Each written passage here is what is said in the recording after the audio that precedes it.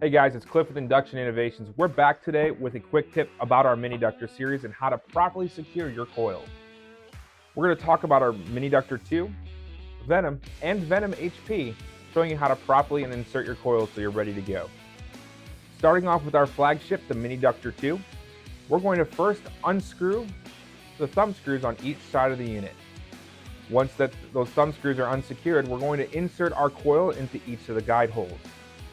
We are then going to re-tighten those thumb screws at the same time, getting that coil locked in place, and we're ready to go.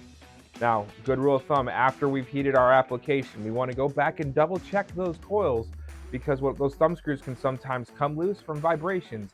We want to make sure it's tight so you can continue heating if necessary. Now, our Venom and Venom HP both secure their coils the exact same way with our patented twist coil lock. Our twist coil lock, you're going to put it into the unlocked position, insert your coils into the guide holes that are on the inside of the copper springs, and relock that coil back into place. We're ready to go.